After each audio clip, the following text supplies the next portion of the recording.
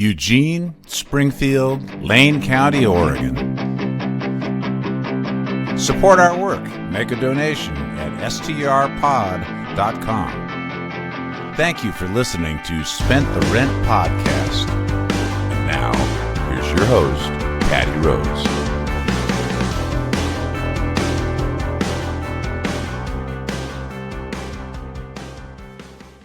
Welcome to the Spent the Rent Podcast. I am your host, Patty Rose. My guest today is Plaedo. Welcome to the StutzCutz Barbershop for the first ever barbershop series of the Spent the Rent Podcast. So we're doing a haircut on a hippie. I thought that'd be a perfect way to start. Yeah. So tell me what you need today. Okay, it's great that we are getting a haircut because I do need a haircut. It is crazy. The way that it looks, you should see my passport. Like, I kind of look like a serial killer. I was surprised that they accepted it. But So what are you thinking as far as cut? You want to leave some length? You want it short around your ears? I need it, like, I want it bald in the bump because eventually what I want is, like, long hair on top, but then no hair on the sides and the bottom. Okay. And Do you want so anything on the back? Like, do you want burst fade style, or you want it, like, all clean on your neckline? All clean, just So like... we'll take it down to, like, 1.5, and then we'll fade out from that. And then, does that sound good? That's what I do on mine. It's like a 1.5. It's kind of grown out, so this is like a 2 or a 3. I want it, like, to the You want it skin. 0-0? That's what I'm saying. Yeah. So we'll blend the 1.5 to the top, and then I'll fade out. So that sound good? And you want to leave a lot of this Remember, length? I'm the dirty hippie, so I'm like 1.5. So you want to leave a lot of this length on the top, right? Leave everything on the... Perfect. I'm growing the top out long. Perfect. So, like, the top eventually will be about shoulder length, Right. but I don't like any hair on the sides and back. Perfect. And then... somebody straight up stole my razors at the last house. Michael Jordan? Heavens, yes, dude. I love that. Somebody straight up stole my razors out of my house at a house party recently. So, if, we can do like cut off my sideburns and stuff too. That would be sick, great. yeah, man. Oh, absolutely. I love the Jordan thing. If you look close enough, it's scissors. Really? And I got T-shirts coming for the grand opening. There's only gonna be 10 of them that have a short run with that logo. So I'm gonna get sued, but.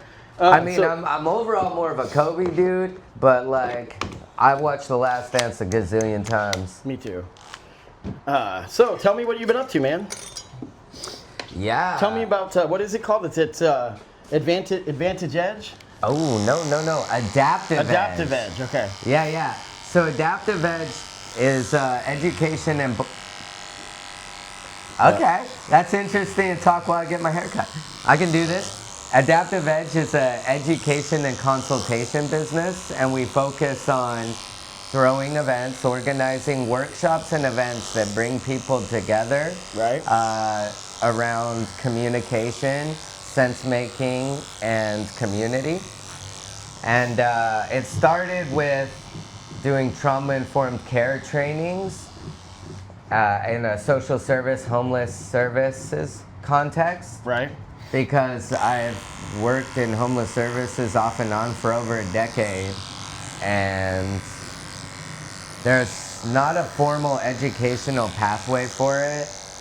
And a lot of people, because there's not a proper training for it, a lot of mistakes happen and harm happens, and it slows down the progress for people's recovery.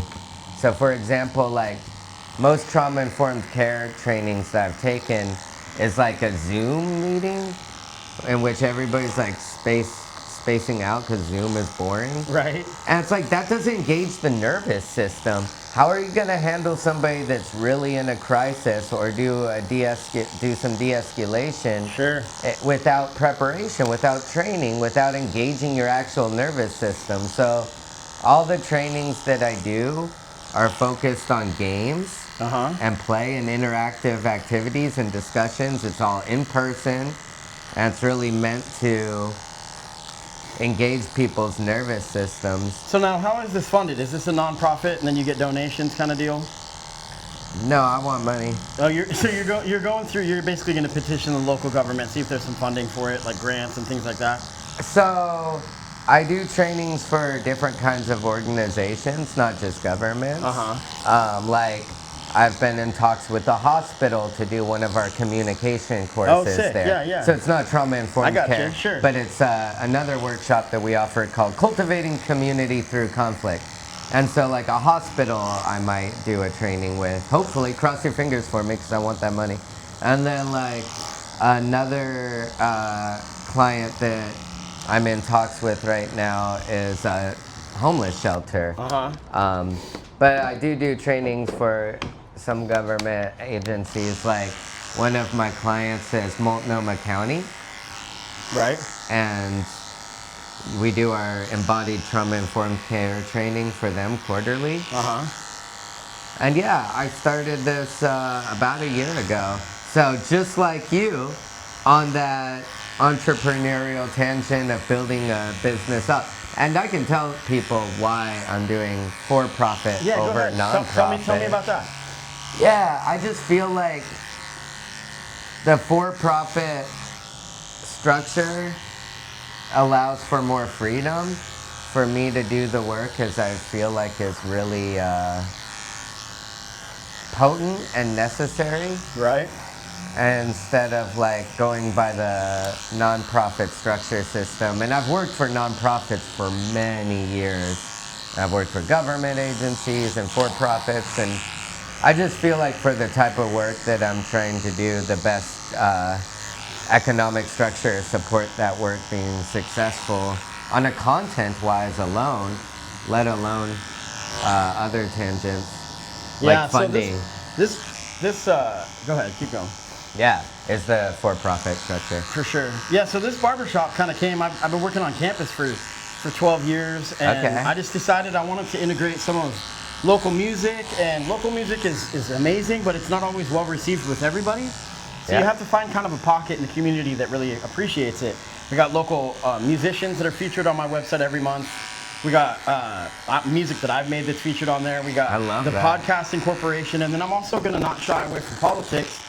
So I'm going to be interviewing like the mayor of Springfield. He's running for Lane County Commissioner. He's going to be coming on and doing a podcast. I don't know if he has much hair, so he might not be in the chair, but we'll sit down in the 2 seats, and I just wanted to use this space as a community hub so that we could basically utilize all of the different opportunities to kind of collaborate with people that you don't normally see maybe in a barbershop. Like this is the first time in how long you had a haircut? Well, I mean, I shaved my head this spring. Right. Right after I had surgery, so I did this big, like, existential, experiential reset. But you're right. Before that, I hadn't been to a barbershop or cut my hair in probably 7 years. I had these giant whooped dreadlocks, like not nice dreadlocks. Oh, man. Like, my hair will dread eventually, and it's been doing that ever since I was a teenager. And so it was not pretty, but it did fit in Eugene. It worked for you at least. I guess, yeah. So this is kind of a different style we're going to be rocking. It'll help you. It's the wrong time of year because, it's going to be cold out. I love to shave my head in the winter. But it's the best reality time. is that you wear a lot of big, loud, kind of comfy clothes. So this will be perfect because you can cover up and keep your ears warm. Yeah. So tell me about, are you still doing the street counseling? You'd go to, what was it, Washington Jefferson Park? And just kind of, or wherever, and just kind of tell me more about that. Yeah, I think what you're referring to is like, I've spent many years working in a lot of different kind of homeless services contexts. And, I'm not doing that professionally in a sense. Like, I live 2 blocks down the road, and there's homeless people outside my house right now that I interact with every day. Right. So like, and I'm a natural trained like mental health practitioner. It's part of my soul path. My old boss used to call me a emotional support human.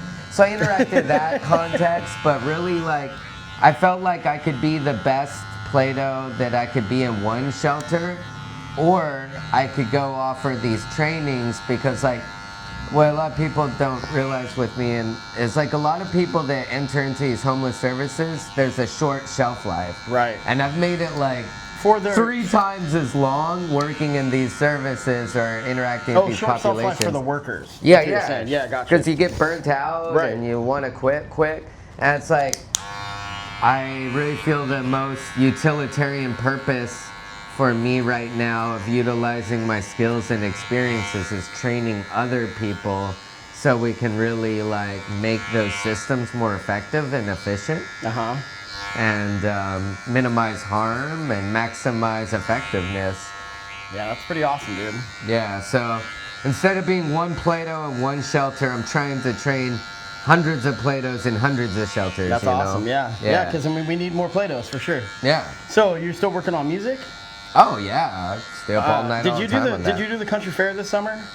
Well, I manage a stage out there, so I'm always out there, and I'm always running around rapping and stuff. Right. But I haven't been a formal performer. I think I'll book myself next year.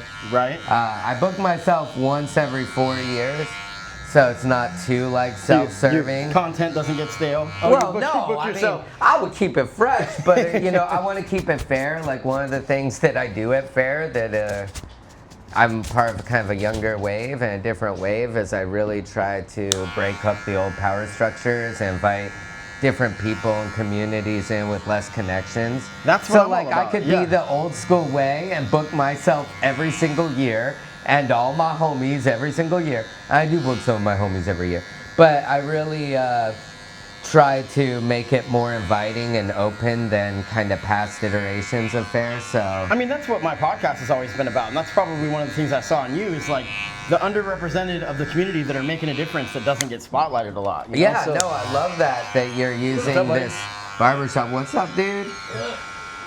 I just keep running into you in the unique places. I know, man. Yeah. Just so you know, KI, you're being recorded. Oh, yeah. I assume I always. I think it's we're in 2025 right now, anyways. So, I'm gonna edit, so don't worry about it. Yeah, no, that's all good. But just to finish my thought, that's one thing I really appreciate about what you're doing with this barbershop and with your podcast is really cultivating that local connection on a community level. It's super important. I'm just excited because I'm gonna be mixing in, all walks of life. I mean, we've got bartender / hip hop artists sitting waiting for the next cut, KI Design, working on tons of new music. I'm sure we'll have a chance to talk about. We got you, Plaedo, who makes what would you call the genre of music that you make? Raccoon Wizard rap. Raccoon Wizard rap. Yeah.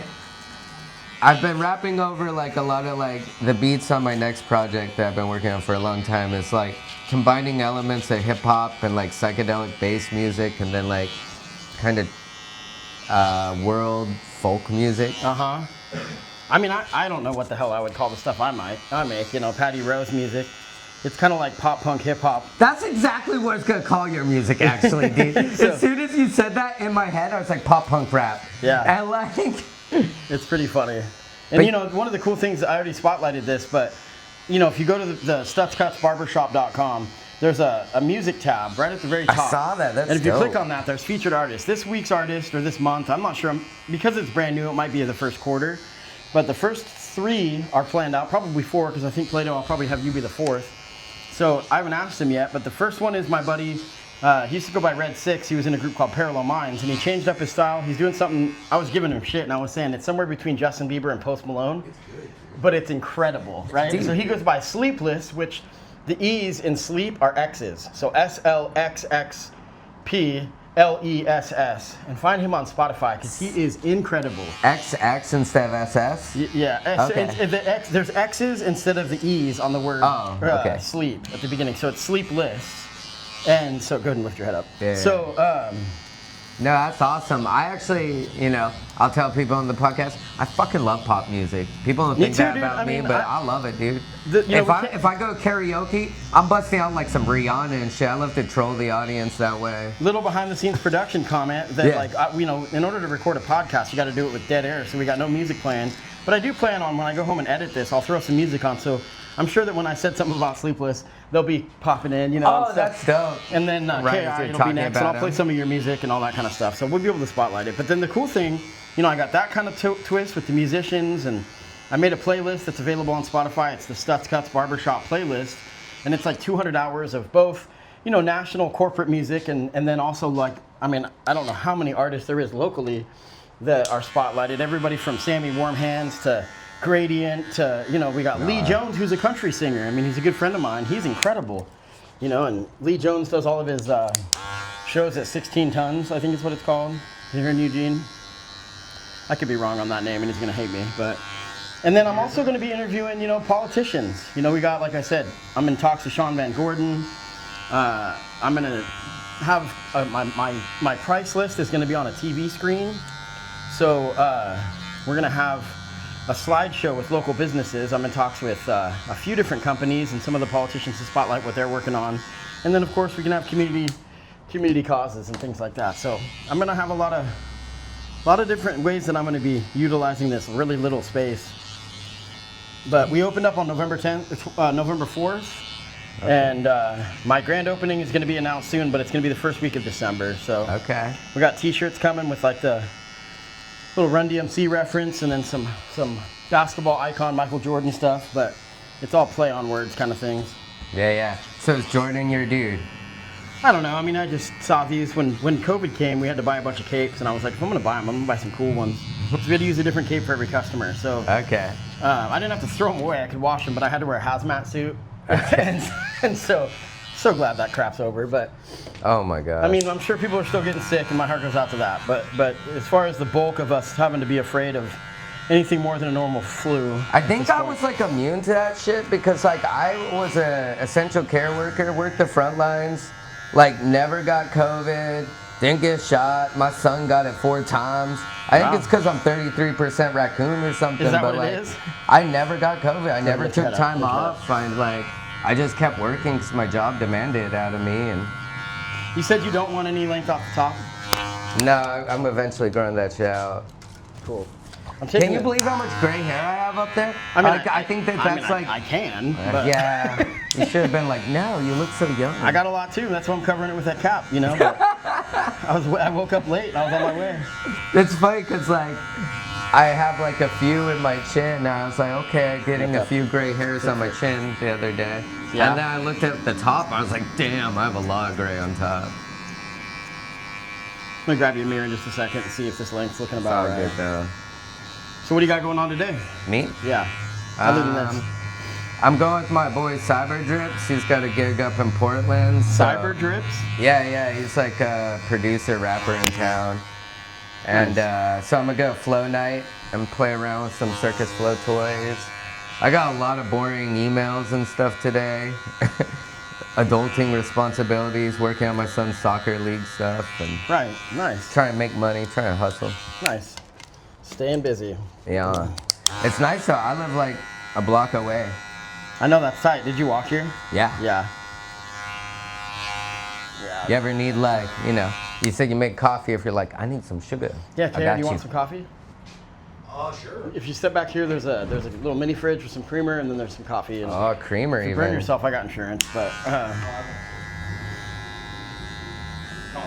the coffee's in the corner of the counter, and then the creamer is in the thing, and then right above the coffee pot there's some cups and lids. You probably want a lid. So yeah, man, I'm pretty fired up. I didn't mess around. I think I'm pretty happy with everything I put in this shop. That's awesome. You know, and it's pretty clean. I got Elijah Remington. He's been working in Eugene for a few years in different shops and just never really gotten a fair shake as far as an opportunity where somebody really wanted to work with him. Yeah. And that's kind of what I'm all about, you know. And yeah. I left the scene that I was at for 12 years, and I really am grateful for the time that I spent at that shop. But it was just time for something different, you know, and sometimes it's time for change. Yeah, and sometimes, you know, like the plant needs to be transplanted to keep growing, you know. That's how I felt at my work. I was like, I just absorbed all the nutrition I could out of that pot. And hopefully that means that my hair will turn purple, like that purple kush shit when you take it inside and outside, or however the hell that works. I don't grow weed, but I know that it, like, isn't it purple kush because you moved it you transported it, so it changed the temperature of where it was living? I don't know how they make it purple. That's interesting. I just made that up. So, I'm not going to trim any length off the top, but I'm going to kind of cut it down. Let me. Okay. And can you trim the front like goatee shit? Like I said, dude, 2 people at house parties, or maybe not house parties, maybe house friends, I've had 2 sets of clippers stolen from me this year. Yeah? Yeah. Or misplaced, I don't know. Sit up straight. Probably misplaced. There you go, and then right straight. You wanted me to do what now with the front? Just if you'd trim my goatee and stuff. Oh, sure. Yeah. Yeah, this is where we'll have music playing. I'll reach out to Misha sometime, my neighbor. Or your neighbor, I mean. Right. Yeah, this is part of the 7th Avenue Collective. So what it is, is there's like 5 or 6 different spots. I think there might be 6. and maybe 7. But there's all beauticians in the local area, and so it's all smaller shops so that, I love that. we can kind of work on a smaller scale. It's a little bit more of a appointment-based kind of thing, but we do walk-ins. There's a tattoo artist. There's a what's the shop called you were talking about? Flawless and Twisted Stitches. So they do like braids and a lot of like that kind of stuff, cornrows, that kind of stuff. Yeah, Rows when I used to work street outreach, doing what you're referencing before, like Misha, who does hair down the street or down the block. the path, yeah. Yeah, down the path. She was like my main coworker, my homegirl. That's cool, man. That's what you said. So you guys go back for sure. Yeah. I'm almost there, dude. I feel more sophisticated today. That's good, dude. That's the goal. I'm gonna stop this one.